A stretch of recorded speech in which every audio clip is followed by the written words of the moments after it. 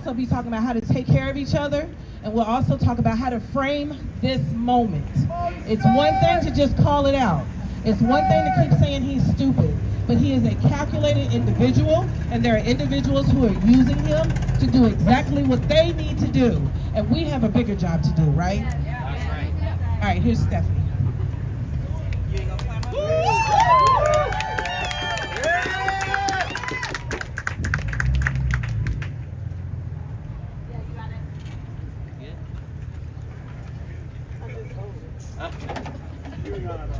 Alright, I'm going to do this chant with you guys. Money for jobs and education, not for war and occupation. Money for jobs and education, not for war and occupation. Money for jobs and education, not for war and occupation. Money for jobs and education, not for war and occupation. Money for jobs and education, not for war and occupation. Awesome. We're gonna go ahead and get started. Can you all hear me okay? Yeah. I'm not good with a mic, actually. You're doing great. All right. Hey everyone, thank you for coming out. My name is Steph and I'm with the Party for Socialism and Liberation here in Louisville. Yeah. This time yesterday, we were just hearing the horrifying news that the United States launched an unprovoked attack on Iran. In the 24 hours since, many organizers in a coalition have worked tirelessly to make this action happen. You'll be hearing from only a few of them today. Before we get started, I want to go over some general guidelines for this rally. We are under a severe heat advisory. I know that's news to you guys. Please make sure that you are drinking plenty of water, like more than you think is like possible. There are water stations over here. There are electrolyte packets. There are like snacks. Please make use of all of them. This is also important to note, but I want to pull up there. We got to talk to a few restaurants in the surrounding area, so we have some idea of who we are welcome to go visit. And I just want to like shout them out really quick. Okay, so it's like an art studio. Is that fair to say, Chanel? Is it on? Okay, yeah, she's distracted. It's called Garner Large, and if you go that way and go into the alley, there's like an orange door, and there's air conditioning and like some drinks and stuff there if you need to take a break. Behind you, we have the Starbucks Workers Union baristas inside. And they're angels, and they said that we could go in and take a break if we need to. Just try not to like crowd the doors and that kind of thing if you all can help it, just to make sure that they don't get in trouble, that kind of thing. But shout out to Tamara in there. She's got water stations if you have your own water bottle, that kind of thing. Please feel free to help yourself.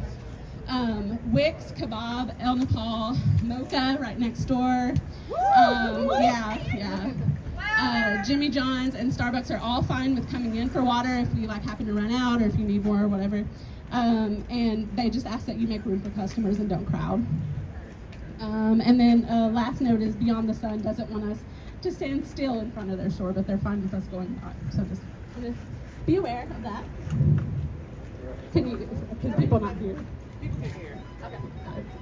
Okay, awesome. If you or someone near you needs medical attention, please seek out our medics. To get a medic's attention, please do this. This is kind of like, if you can do it back. That's going to be how you get medical attention. This is an important announcement. I want to make sure that everybody hears. If I can get your attention for just a second. I wanted to let you know we will not be marching today due to the heat advisory. We really want to make sure that we can see you in the future out in the streets, and so we want to try and take care of each other as best we can today, and I think today that means not marching. Yeah. Exactly. That's right. Mm-hmm. And finally, please do not engage with any people who are here in bad faith. To give them attention is exactly what they want. Do not give it to them. Distance yourself from them, and if you're unsure about next steps, seek out a member of our security team here in the high visibility vest. You'll look around and you'll see them. We are here to connect with each other and build power, and that is our focus. And so I just want to make sure that we're uplifting that. Do not give any assholes attention. Just don't do it. They don't deserve your attention. Okay, cool. All right, so this one goes, biggest threat in the world today, Donald Trump in the USA. Biggest threat in the world today, Donald Trump in the USA! biggest threat in the world today, Donald Trump in the USA! biggest threat in the world today, Donald Trump in the USA! biggest threat in the world today. Donald Trump in the USA! Awesome, thank you. All right, so we've got an incredible lineup of speakers who are part of amazing organizations that do such, I mean, it's not possible to describe how incredible these organizers are, and I've just got one of them up here. I'm going to welcome up a comrade from the U of L Students for Justice in Palestine.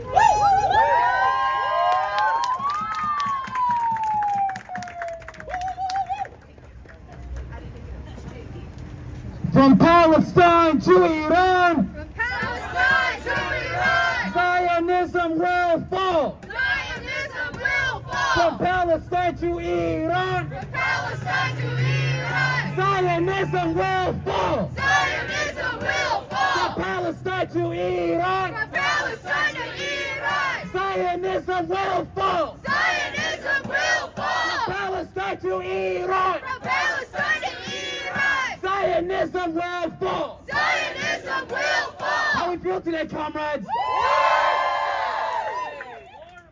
Love to see us out here, despite the heat, despite the inconvenience, on a Sunday afternoon. But God damn it, we're here because we're here to fight against the imperialist war machine that has decided to commit genocide in Gaza, in Iraq, in Lebanon, in Syria, in Yemen, and now in Iran, where since the bombings have started, over 400 civilians and 2,000 civilians have been injured in a war of aggression against a sovereign nation, and we're here to say, fuck that! A lot of y'all may know who I am, but for those of you who don't, I'm with the Louisville Students for Justice in Palestine.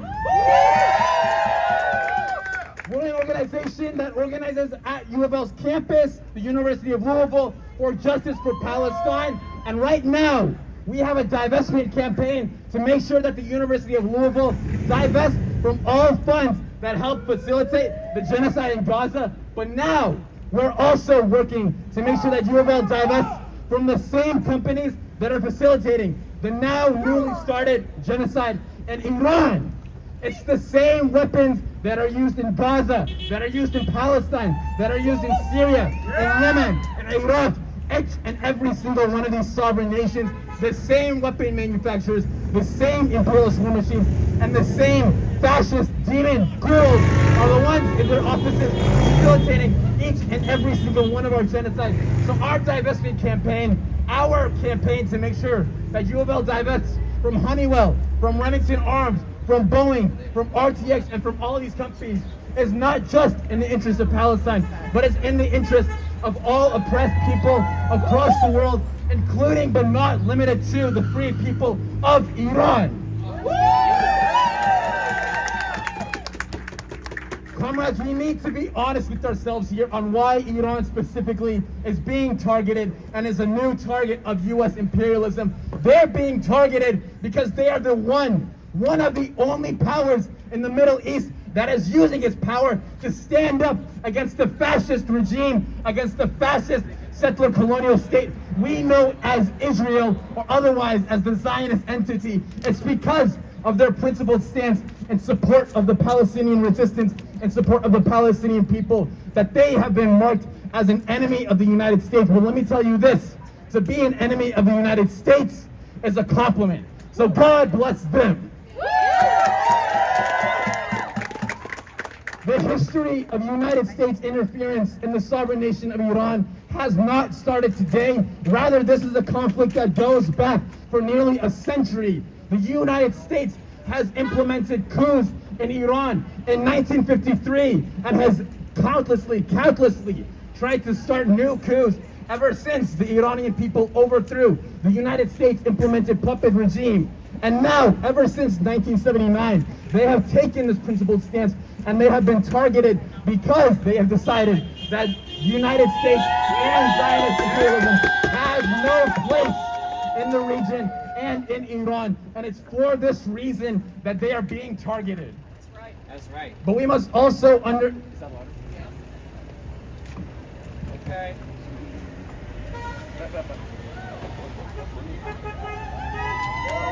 Testing.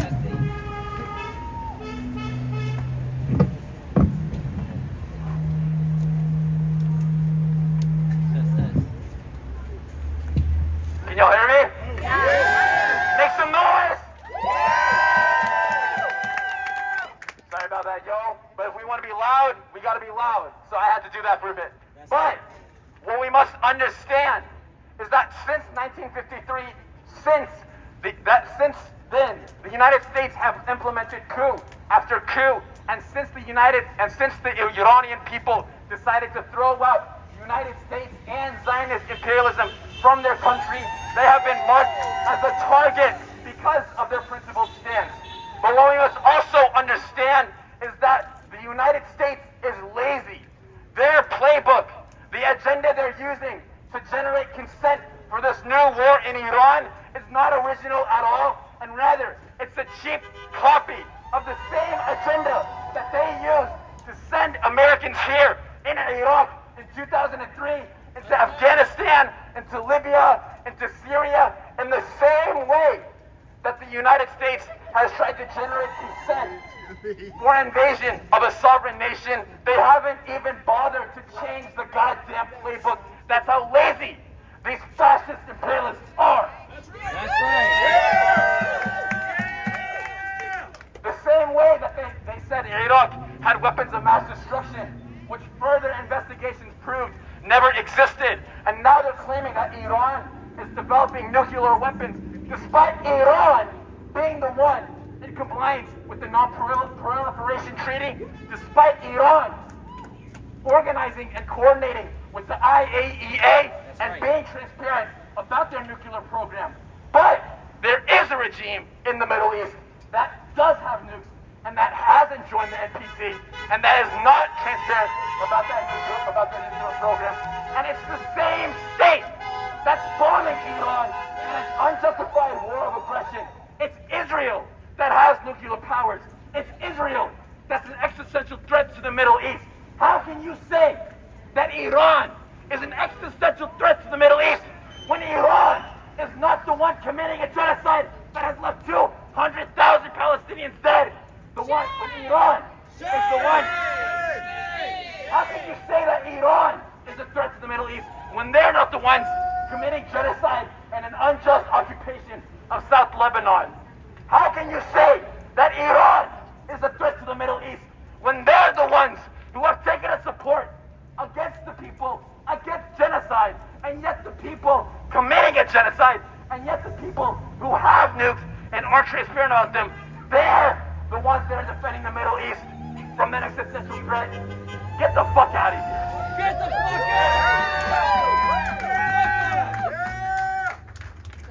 Israel is the existential threat. Israel is the one that has decade after decade killed my family in Palestine, killed my friends' families in Iran, killed my friends' families in Syria and Lebanon. It's Israel and the United States that's an existential threat. That's right. It's Israel. It's Israel and the United States that has decade after decade insisted that they must continue genocide in order to continue the existence of their state. These are the existential threats of the Middle East. Comrades, it's the United States and Israel, and it's as simple as it gets. It's these two countries that have decade after decade decimated sovereign nations across the world. It is these two nations. It is these two nations that have facilitated genocide after genocide, and yet they come here. And yet, when Donald Trump, in an uncongressional act, bombs Iran without consulting with Congress, he has the goddamn audacity, the nerve, the gall to get on Twitter and say we're doing this for peace and that we're the peacemakers. What kind of fucking nerve do you have? Have some fucking shame. If you're gonna be a genocidal piece of shit, then act like it, but don't bomb and then come to us saying you're the ones who want peace. We know exactly who you are. You're just too pussy to admit it, Donald Trump.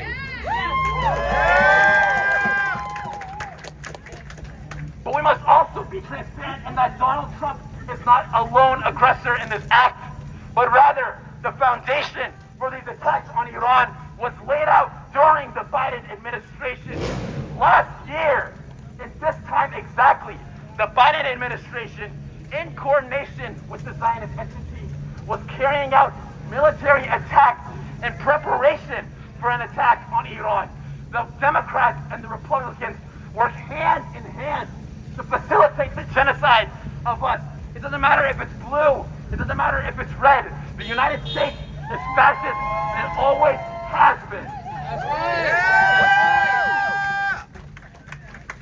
So it's time for us to move past this want for our movement to go and politely ask the United States to stop facilitating genocide. That's a grave misunderstanding of what the United States as an entity actually is. The United States is not acting in some uniquely fascist sense right now. Rather, the United States, because of its capitalist mode of production, necessitates global imperialism in order to maintain its continued existence. The demand that a genocidal state doesn't commit genocide, that's wrong. We know exactly what the United States is. This is what the U.S. always has been. If you're a fish, do you politely go up to a shark and ask it not to eat you? No. You go back and you get a crowd of fish and you tell that shark to fuck off. That's right. That's right. We're not here to politely ask a genocidal state not to commit genocide. We're here to imagine something beyond that. We're here to recognize that this is what the history of the United States always has been. We're here to remind us that it was Jimmy Carter who implemented the terrible foreign policy when the Iranian Revolution first started that has crippled Iran, who was a Democrat. That's right. That's right. So we're not here to politely ask no more. We're here to organize. We're here to fight. And we're here to make sure that something like this doesn't just stop now, but we're here to make sure that something like this can never happen again. And that can only happen if we get together and if we organize together and if we make sure that the United States as an entity sees it as genocidal state and transforms into something new, because that's the only way that we can maintain the continued existence of sovereignty for all oppressed peoples across the world. That's right. I'll wrap up with this, comrades.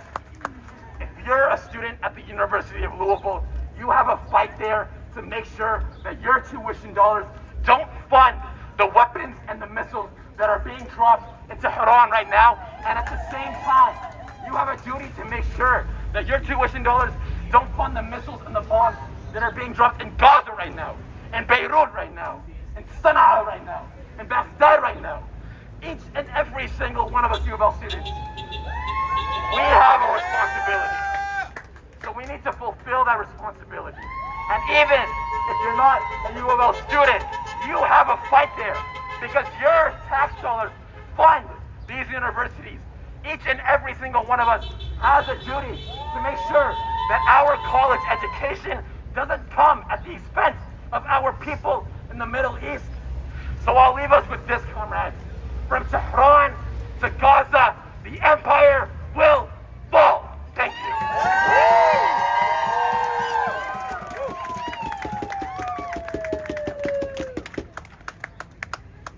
All right, say this one with me. I mean, not with me, but right after the word that I say. I believe. I believe. I believe that. I believe that. I believe that we. I believe that we. I believe that we will. I believe that we will. I believe that we will win. I believe that we will win. I believe that we will win. I believe that we will win. I believe that we will win. I believe that we will win. I believe that we will win. I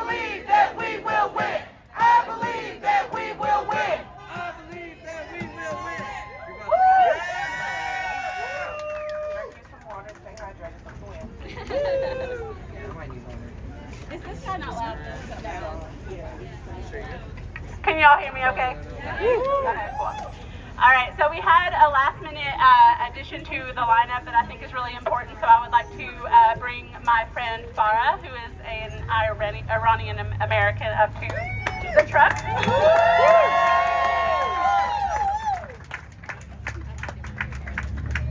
I can bring it to you if that's good.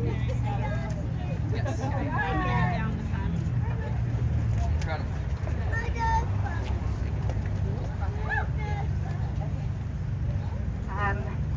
Hi everyone. Hi! I'm really a writer, not a public speaker, so I apologize, but I wrote this out just to read to you. But anyway, I hope you can hear it how it's intended. I think what we're facing right now is not just another war. It's the organized abandonment of poor people, of Palestinians, of Iranians, of migrants, of black people, of trans people, and the quiet expectation that we will get used to it. Right? When the US threatens war with Iran, when it tightens sanctions or disappears Iranian asylum seekers into detention, that's not just a policy, it's a message that some lives are always negotiable, that some grief can be delayed, that some people can be rewritten, flattened, or erased, and the rest of us are expected to just move on. That ain't right! That ain't right! Not right. I am Iranian American, and for much of my life that felt like a contradiction I had to explain away. But I didn't learn how to live inside that contradiction by resolving it. I learned by meeting others whose lives were shaped by pain that they didn't choose. Trans people who taught me that identity doesn't have to be understood to be real. And documenting people who cross borders not to escape responsibility, but to carry it.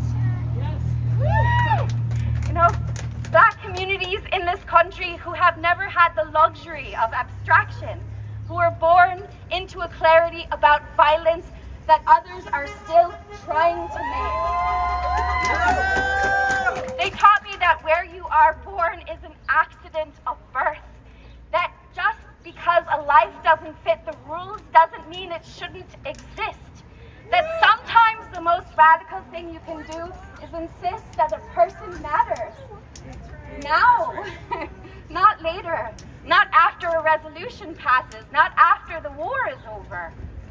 Crossing a border to feed your children is a form of civil disobedience, and it is a form of love. That's right! That's right! But we've gotten used to seeing love punished, used to black death, used to Palestinian death, used to watching people disappear and pretending that it's complicated. But it is an emergency. Yes! That's right! It has always been an emergency. War doesn't just destroy bodies, it destroys joy. It destroys what makes people want to live. Their humor, their art, their rituals, their sense of safety and belonging. It teaches people to go numb, and numbness is how empire survives. That's what makes pride so beautiful. It was born out of racism and transphobia and police violence, and still it says, to exist as you are is beautiful. Pride is not a ban, it is a refusal, it's a survival, it's a form of solidarity. That's right! But solidarity, if it's real, cannot be shallow. We need to be worthy of the sacrifices that have been made by Palestinians, by trans people, by undocumented organizers, by people whose names we may never know, but who made space for us to be here right now. And maybe that starts by learning something from Iran, not from the state, but from our history, from our poets, from our language. In Persian, we have a word, hambastaki. It's often translated as solidarity. doesn't quite capture it. Hambastigi comes from the word bast, meaning sanctuary, refuge, protection. It's not just standing with someone when it's easy, it's standing with them when it costs you something. It means your liberation is tied to mind not in theory, but in practice. That's right. That's why the United Nations, as bad as they are, engraved the words of one of our 13th century poets into its wall. When he said, "Human beings are members of a whole, in creation of one essence and soul. If one member is affected with pain, other members uneasy will remain. If you have no sympathy for human pain, the name of human you cannot retain." That is Hambastiki. It's not a slogan, it's not a talking point, it's a moral orientation, a way of holding one another in the face of abandonment, a structure of healing that says, "I will not let you face this alone," a politics that begins not in power, but in presence. Right? We are bound to each other, not by ideology, not by agreements, not by performance, but by the fragile, stubborn fact of our shared vulnerability, by the knowledge that we can be broken and still choose to protect, that we can grieve and still choose to love, that we can be afraid and still show up. To live that way is not just resistance, it is inheritance. It is what we owe to those who came before and to those who are not yet born. Let our Hambastigi be worthy of their courage.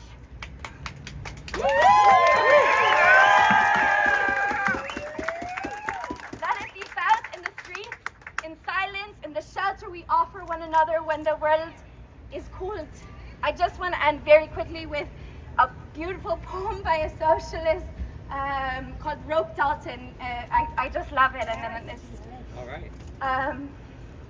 he says, "Like you, I love life, the sweet smell of things, the sky blue landscape of January days, and my blood boils up and I laugh through eyes that have known the buds of tears. I believe the world is beautiful and that poetry, like bread, is for everyone. And that my veins don't end in me, but in the unanimous blood of those who struggle for life, for love, the little things, landscape and bread, the poetry of everyone."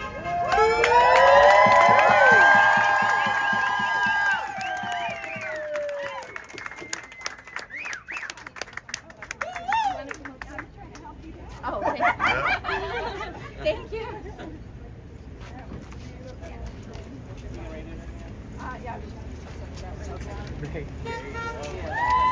All right. I think Saeed and Farah said it all. But I want to remind people that right here in our community in the South End on Strawberry Lane is Raytheon, second biggest weapons distributor in the world, sending their weapons to Gaza to bomb Iran, and they need to hear from us. That's right. I'm one of the Raytheon 5. Our trial starts tomorrow, but that's not what's important. What's important is that we take this moment in history and turn it into something, a vision of a very, very different world. Not going back to the Democrats, obviously not staying with the Republicans, but you know, white supremacy, imperialism, capitalism, it has all been stripped down. We can see it, and we need to do the work to move forward together. So thank you. That's right. That's right.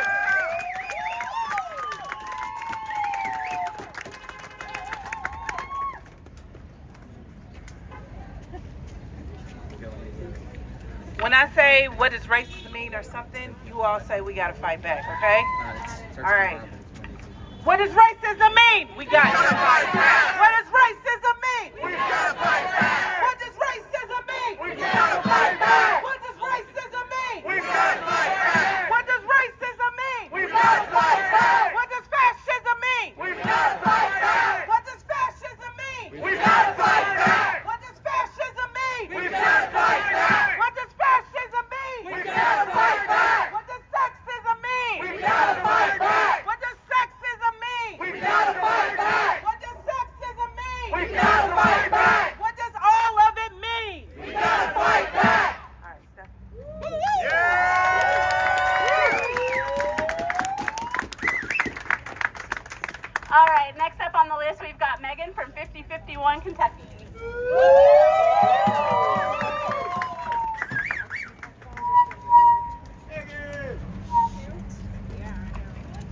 Y'all, it is hot out here. Yeah. Considering my phone just overheated. All right, so pretty much already covered all the basics. But last night, we all know that Trump launched his airstrikes on Iran, hitting nuclear sites with American bombs. This is just the latest violent power play from his administration. However, I just want to make it very clear that both Republicans and Democrats have built this system that allowed this to happen. That's right. Trump may have launched the most recent bombs, but the path has been paved by both parties for decades. It hasn't just been the last 10 years or so. It has been for decades. That's right. With sanctions, drone strikes, coups, and proxy wars across the region. We remember Iraq, Afghanistan, Syria, Yemen, Libya, Somalia, Pakistan, and so many more. Shame. We remember the lies and the bloodshed wrapped in American flags. We have seen this before. The U.S. government arms one conflict while igniting another, They bankroll Israel's genocide in Gaza, and then they escalate conflict with Iran. It's all part of the same agenda: control, profit, and domination. They keep telling us that this is about peace, but you don't bomb your way to peace.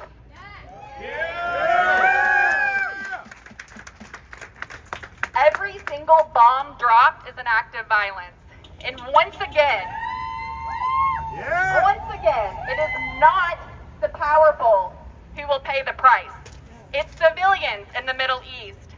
It's service members sent to fight yet another endless war. It's everyday people here and there who will bleed.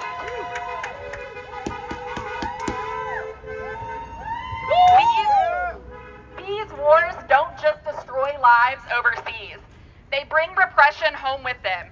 There's more surveillance, more policing, more crackdowns on dissent, more hate crimes fueled by propaganda, more threats to what's left of democracy, and more money funneled to the corporate elite while our communities struggle to survive. That ain't right. That ain't right.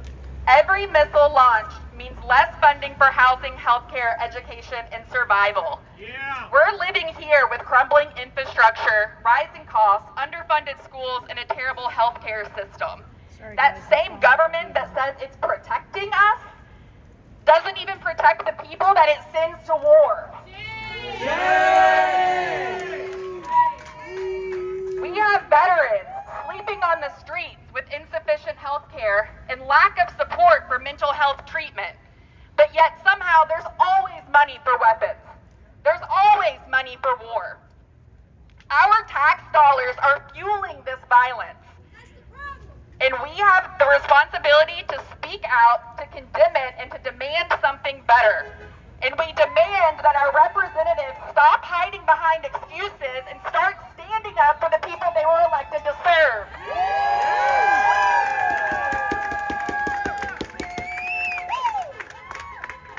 Now, I know you guys hear this all the time, but it is more important now than ever that you call your representatives every single day. I know it's exhausting, it's monotonous, but they keep a record of it. Download the 5 Calls app. It walks you through everything, and you can log who you've contacted.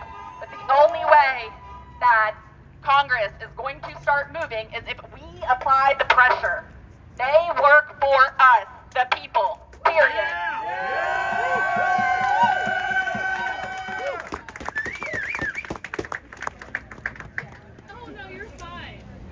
All right, we're going to do another new one together. All right. I was about to say, I think I'm deaf at this point. It's a cute one.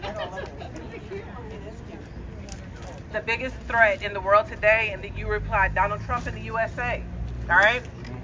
The biggest threat in the wait. All right. We doing it. Everybody drink some water. The biggest threat in the world today, Donald Trump in the USA.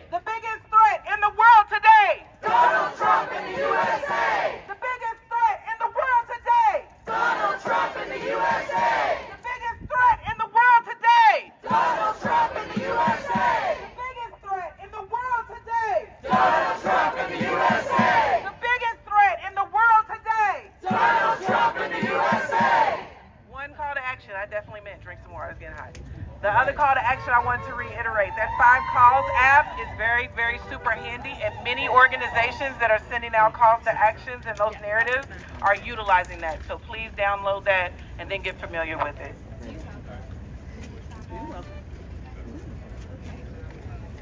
All right, next up I've got a comrade from the Louisville Democratic Socialists of America, Robert Lavardis Bell, if you are, yeah, there you are. Okay, cool.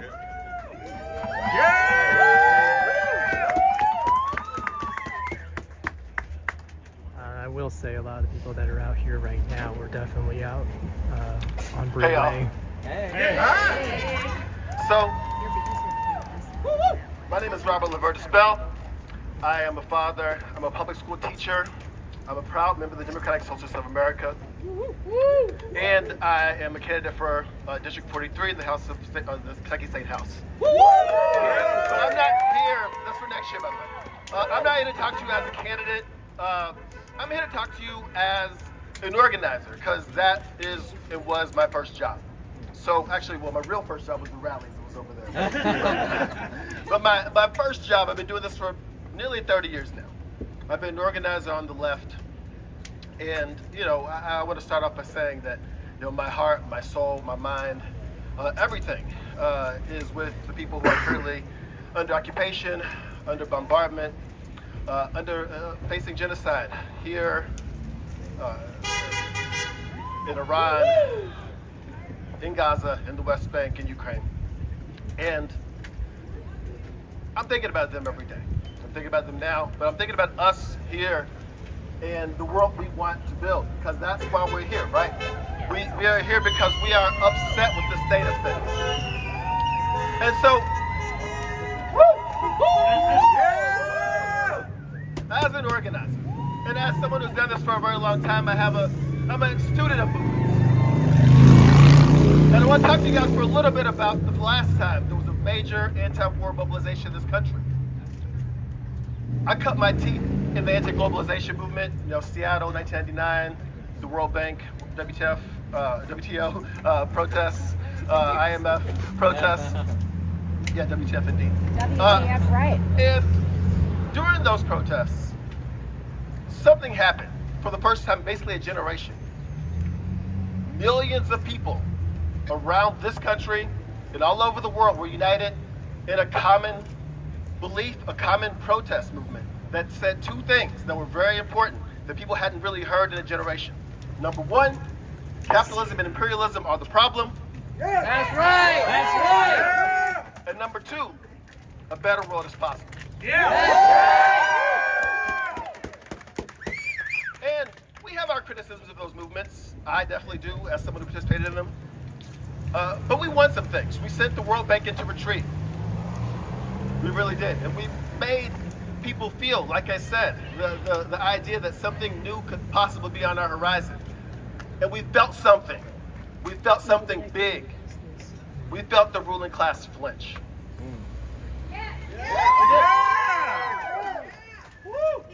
And then came 9/11. And then came the endless wars, Iraq, Afghanistan, the war on terror. And I want to say real quick, those of you guys who are younger than me, I want you to know we tried. We tried to stop those wars.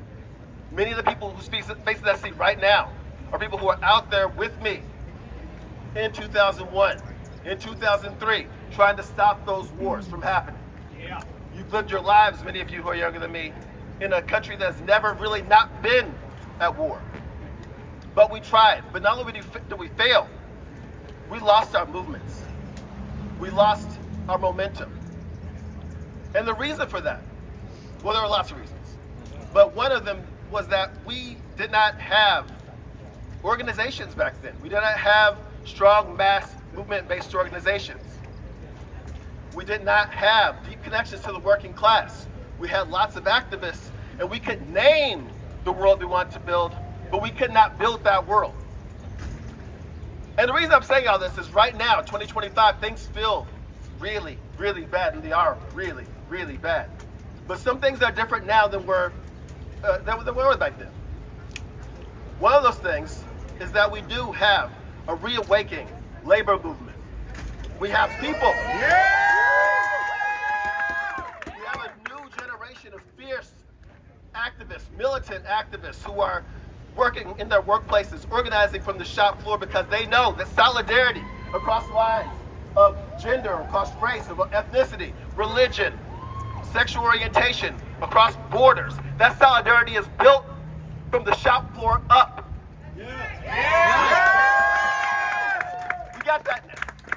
And we have organizations like BAYON, the Democratic Socialists of America. Now, if you'd have told me when I was 20 years old, 25 years ago, if you want to take me, 20 years old, that there would be an organization of avowed socialists, nearing 100,000 members in this country, 500 or so members in Louisville alone, with hundreds of elected officials all throughout the country, working together under the banner of socialism, I would have told you were crazy. And here we are. It's not crazy. It's not a dream. We got my comrades and friends and DSA members, Shamika Parrish-Wright and JP Liniger, in the Louisville Metro Council. We have hundreds of socialists around the world, like I said, who are elected in office, and many more on the shop floors doing that important work. And I'm not just here to talk about DSA, though. I'm simply here to say organization matters. Okay? There's several organizations here. If you're here and you're angry and you want to do something, join something. We have to build institutions. We can't let our momentum falter again. Because look, this war, these wars will end. We want them to end sooner than later, want them to end now, but they will end. But we have to build for our future and actually be building, not just reacting. Organizing, not just activists. You understand what I'm saying? So I'm going to end you with one last thing.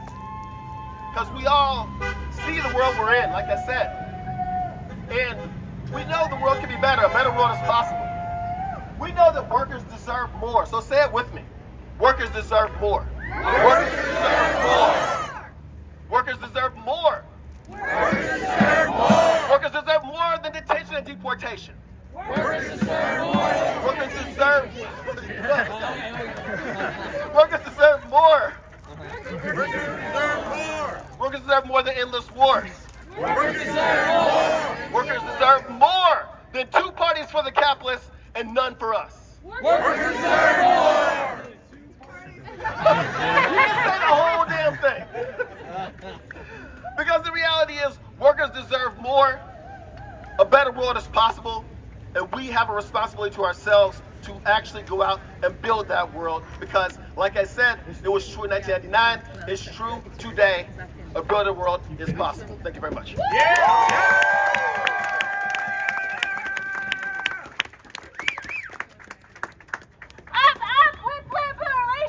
Up with liberation! Down, down with occupation! Down, down with occupation! Up with liberation! Up with liberation! Down, down with occupation! Down, down with occupation! Up with liberation! Up with liberation! Down, down with occupation! Down, down with occupation! Thanks, y'all. Lots of water. I really can't remind you enough. This is a water check. If you have water in your hand, take a sip. I want to welcome it. Oh my God, what are words? I want to welcome up my comrade Ocean from the Communist Party of the USA here in Louisville.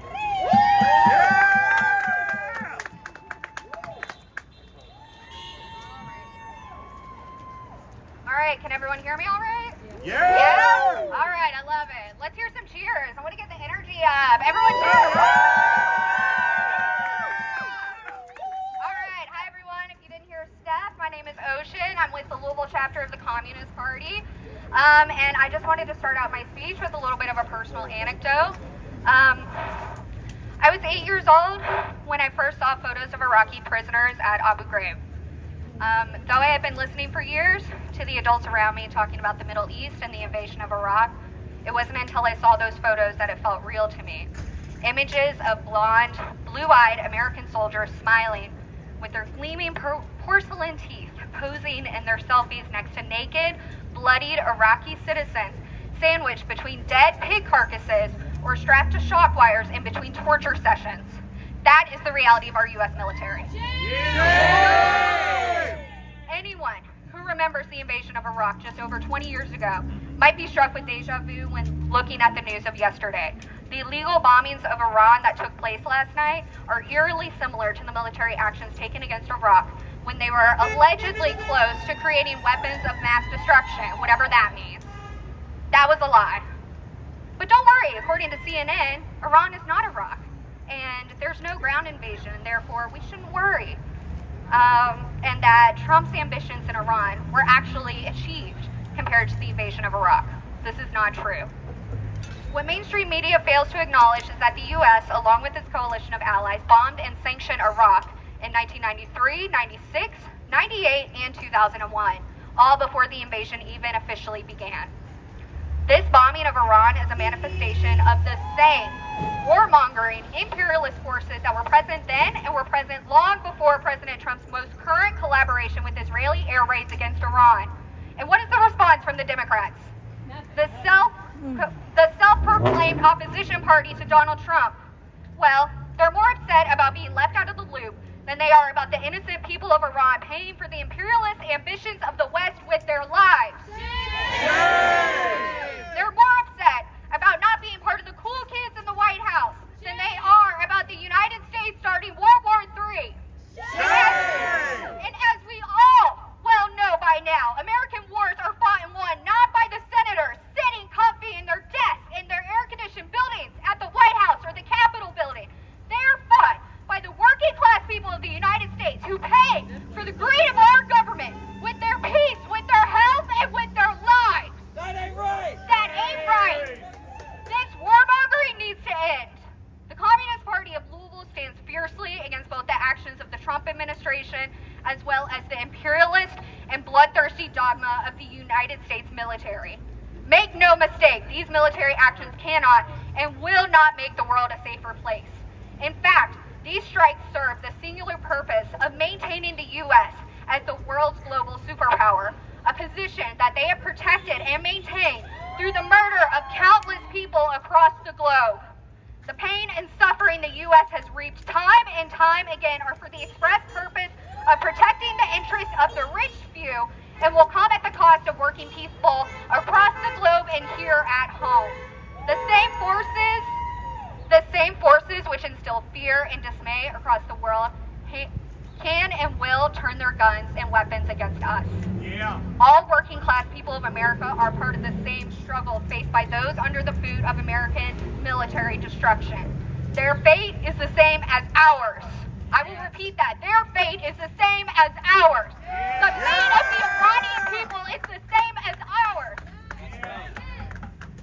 If we fail to stand up and meet this moment, the atrocities committed by the United States and its allies will repeat themselves again and again and again. And we cannot and we will not let that happen. Thank you.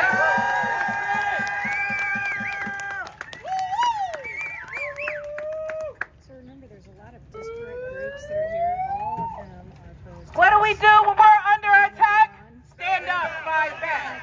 What do we do when we're under attack? Stand up, fight back! What do we do when we're under attack? Stand up, fight back! What do we do when we're under attack? Stand up, fight back! What do we do when we're under attack? Stand up, fight back! What do we do when we're under attack? Stand up, fight back!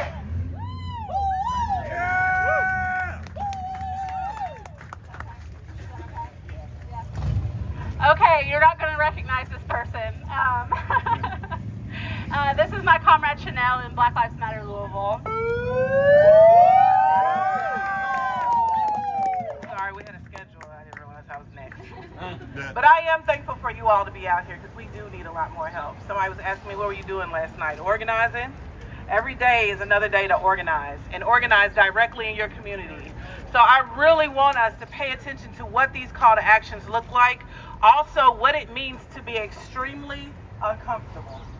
Right now, a lot of us are scared, and it is all right to be scared because we don't even know what the fuck is going on, right? And this is some bullshit. It absolutely is some bullshit. Our people that we put in office don't know what's going on. The people who are running the courts don't know what's going on, and that is not okay. Some of us are parents. Some of us are black. Some of us are indigenous. And some of us are still in cages on this very land. The homie Megan was right. We have an entire country willing to take our taxes, willing to take our bank accounts and do whatever they want with them. Yes. I mean, you damn near run down somebody if they owe you $20 or $50, right? That's right. Ain't no way we can let an entire fucking empire take billions and billions of our money away from the people who need it. Ain't no way. Ain't no way. Ain't no way. Ain't no way. Ain't no way. Ain't no way. Ain't no way. Ain't no way. Ain't no way. Ain't no way. Ain't no way. Yeah, let's replace that with that Shane one. I like it. Ain't no way. You can't do no shit like that, right? I love Trump. Let's watch this on through, right? That's right. We're not here for that. Because people want to be seen. He ain't even got on socks. Leave him alone. No. What I'm saying is, allow him to be embarrassed. It's stupid. He voted for the motherfucker. He's the one that needs those subsidies the most. That's right. I guarantee you he owns a house that he can't even fucking pay the mortgage on. And this fat orange bitch is taking that money and bombing children day in and day out. When we first saw those bombs hit Iran, they did not hit nuke places. What are they called? I don't even give a fuck. They hit people's homes. They hit grocery stores. They hit people's workplaces. No, ain't no way. Remember, we ain't doing no shame. They don't have any shame anymore. They have gut-wrenching embarrassment. They are sick as hell. That's right. To a whole nother extent that we may not even understand, and we don't. So we ain't got time to be wasted on their asses. We got time to go get in our communities and jump in deep. And that's exactly what I'm here for. Every day, day in and day out, I have to meet mothers who do not have a home. They are not on the street. They are not this very notion of what homelessness is, but they are homeless. They are without house, but they are also without home, without safety for their children, and without knowing what the next day will bring. That is every day, right down the street from you, right in the next community from you, right? What does it look like when we help to organize them as well around these issues? Because some of them were like, what are we going out here for? Because it's happening right here. Those weapons that they use every time we have a protest or anytime it gets escalated, what our National Guard is for is not being used in the correct way. They shouldn't be used in the first place. But those weapons, they are used against people in the hood. When SWAT comes out, what do you think they're using? What do you think they're breaking the doors down with? What do you think they keeping the streets closed off with? It's not somebody in an orange vest telling you how to be safe. It's a gun in your face and telling you get the fuck back in the house. This is the same shit that happens day in and day out here. So we have to be real uncomfortable with the narratives. We got to get deep with the organizing. How do we reach people who we didn't think we could reach before? How do we help communities who fear sending their children to school? Schools that are 30% non-speaking English, brown students who can't even go to school, not because of COVID, because they're afraid they're going to get kidnapped, because they're afraid they're going to lose their mothers, because they're afraid their fathers are going to get stolen from work. That's a reality right now here. That's a reality in several other countries, including Palestine, including Iran, including the Congo, and including Yemen. We really have to sit uncomfortable with the actions that we're willing to take in this moment right now. It isn't enough to just say, I've got to take care of my family. I have to go to work. We have to look at a day where we can stop being the laborers of the bourgeoisie, of the people that own the land, of the people who don't want us to protest on their shit because they're scared about their fucking businesses. The businesses we work at. That's right. The people in that store, this store, that restaurant, at Walgreens, at your restaurant, they're all the same people that are right here, right now. They're the same people in Iran. They're the same people in Congo. They're the same people in the hood. That's right. That's right. So your biggest call to action is to get with an organization that is doing direct impact support to those communities so you can hear the issues. Your next direct action will be with them. Yeah. That's right. I know there's some national actions going on, I am aware. But I'm talking about those fights. Because I want to name something like this definitely happens every day here. And we just watched this city play right into their hands. This state play right into their hands. The West End is sitting with a TIF called the West End Opportunity Tax Credit. We did not ask for that shit. That was not a demand on our list from not being killed by the police, from having our babies to be safe, from making sure that our kids can play in their own neighborhoods. That was not a demand. And we do not expect to be played with like we are tax credits. Ain't no way. Ain't no way. Ain't no way. Ain't no way. Ain't no way. So the same way that people show up for Joe Creason, the same way people go out Oldham County, the same way people go out in the suburbs and show up when we show the fuck up too. People are trying to save their houses from big corporations who call us every day, and it's fucking annoying to ask us for our homes while we're trying to make room for our babies. That is every day. The next time that we see anything that happens like that, subscribe to their pages. I always wanted to say that. Like and subscribe. But yeah, that's the best way to get that information if you're tech savvy. The other best way is to absolutely check in with that organization. Because the news ain't doing us the best service at all. It's sick. It is really sick. They went to talking about supporting Israel to selling you a damn scale that you can find your calories on. And I almost fell for it. Fuck calories. Doctors will be on my ass next. No, but I really want us to organize. There is just a few of us in the city that are willing to bring in all these narratives, put them together. That is tiring. Yeah. It's homework. That's right. But we really want people to learn what that looks like. So if you see trainings go out from our pages, if you see trainings that we're sharing from national spaces, those people are putting everything on the line to sacrifice time and their intellectual labor to give it to you. There are some direct action trainings coming up. There are also some very, I love what Media Justice is doing. If you don't know about Media Justice, absolutely subscribe, sign up and everything. Because they're telling you what this bureaucracy is doing. And they call it like the tech bureaucracy or whatever, right? They have another training coming up this week. We're going to share a bunch of them out on our pages. And he can't even pay his taxes. Ain't no way. Ain't no way. But we'll be putting those trainings out. If you know an organizer, get with their organization so that you can pick up on the information, right? That's right. If you are wondering what you can do for Black and Brown and Native communities here in Louisville, go to their organization or go to their space. Sometimes they just have like an organization that just keeps up with their stuff, right? I can't even get the word out. But they do phone calls and they also hold regular meetings. Just show up so that you can be a witness, so that they know that they have support. And that's all I had to say today. Thank you.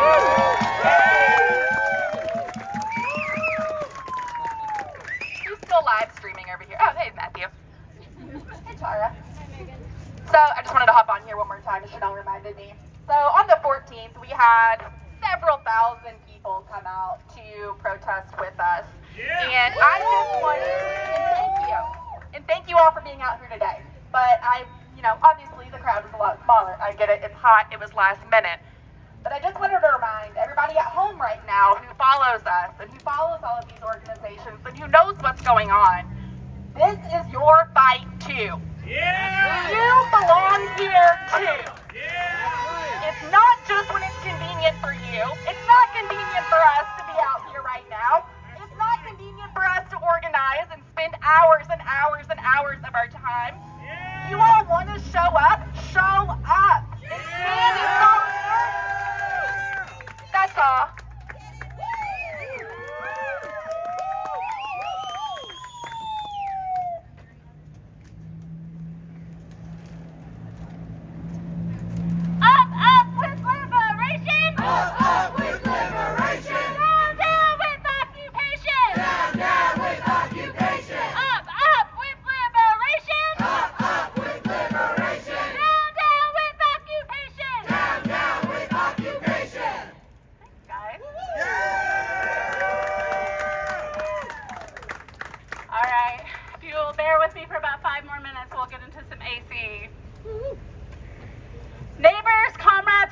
why we are here today.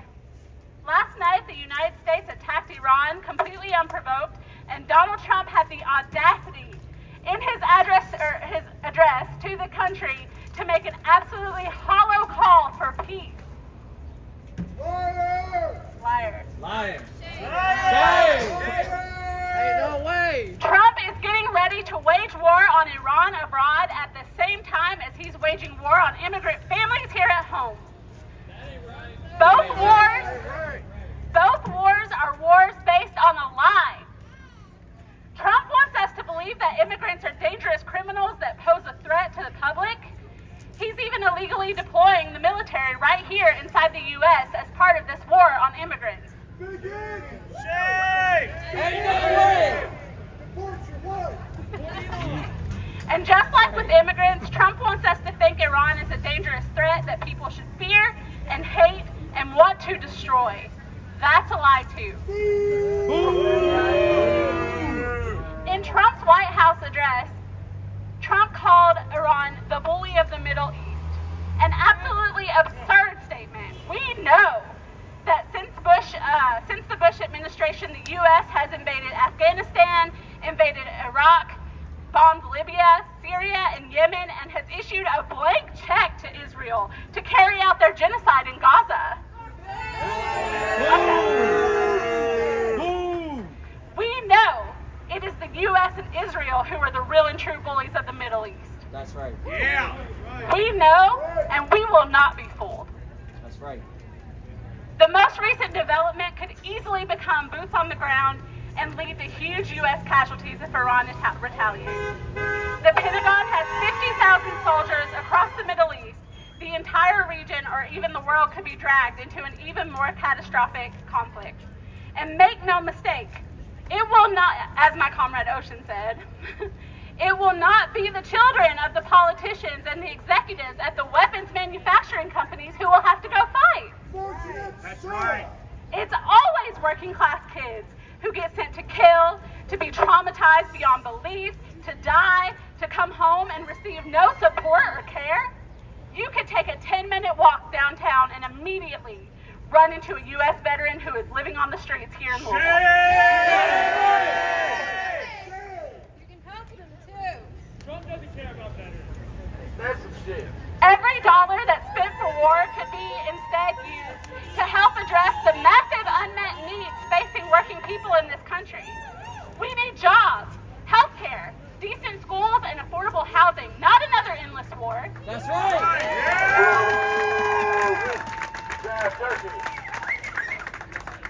The U.S. government spends over $1 trillion every year on the war budget. Plus, Israel's war machine is paid for with billions of our tax dollars. But now Trump wants to increase war spending even more, by $150 billion. And to pay for it, he wants to slash Medicaid, food stamps, and other essential life-saving public programs. Ain't no way. Ain't no way. Here in Kentucky, we stand at risk of losing at least 35 rural hospitals, the most in the entire country. If Congress cuts Medicaid as part of Trump's supposed big, beautiful bill, that will be our reality. That includes the hospital I was born in. No, preach love. Preach love. The one I relied on as a child for every illness. The one that my family back home still relies on. The money it would take to keep these hospitals open is only a small drop in the bucket for what this war with Iran is going to cost us. And I do mean us. We, the workers, are the ones paying for all of this. The fight for peace abroad and justice for working families here in the United States is one and the same. Right. Get educated, keep going. Get educated. Keep going. Thank you. Working people all fundamentally want the same thing: to live in peace and have their basic needs met. That's true of workers born here, workers in other countries, or workers born in other countries who now live here. We have so much more in common with workers all over the world who have suffered at the hands of U.S. imperialism than we do with any billionaire. Preach. Yeah.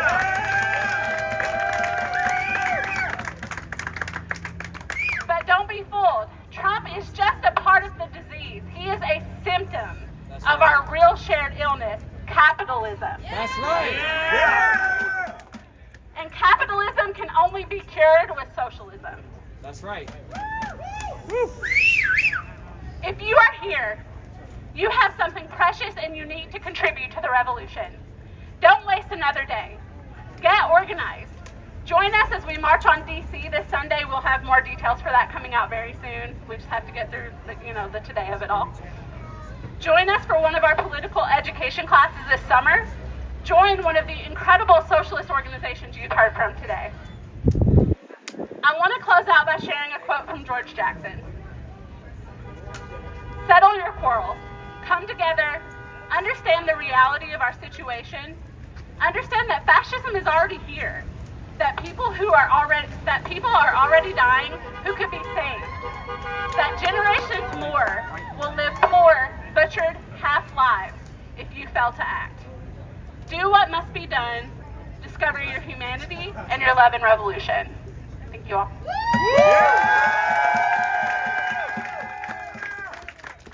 Do one more round. Up with liberation! Up with liberation! Down, down with occupation! Down, down with occupation! Up with liberation! Up with liberation! Down, down with occupation! Down, down with occupation!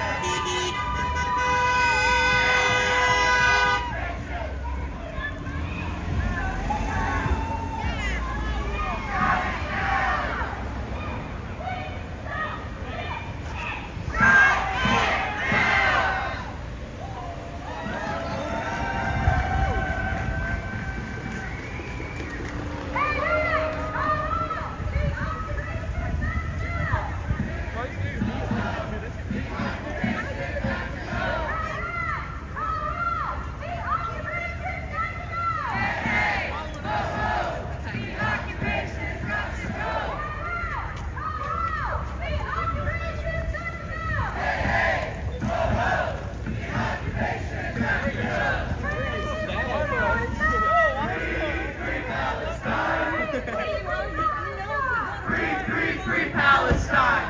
Yeah, we can put that shit. We are Call of Duty players.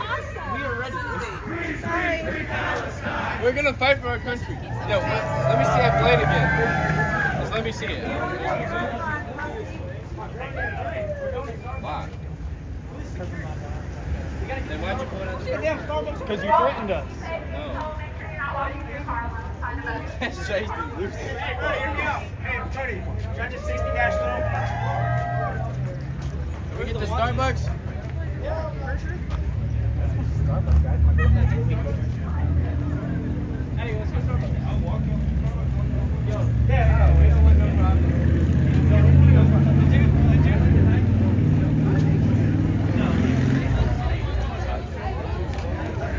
Make your way to Starbucks. Hey, comrades, let's not deal with these people over here, okay? Stop! Into the fucking building!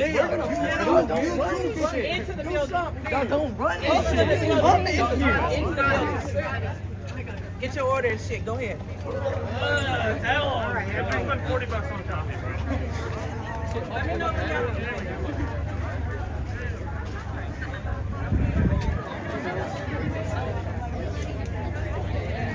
Oh my gosh, come on.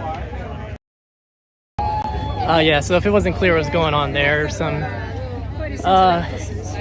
young kids basically that decided to start agitating, and thankfully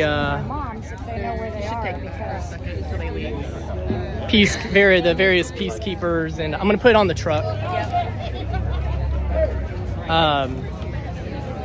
The appropriate people intervened and de-escalated things quickly. Resistance is justified when people are occupied. And basically made sure that they went into Starbucks as they were saying they were going to do. So People are occupied. Resistance is justified when people are occupied. Resistance is justified when people are occupied. Up with liberation.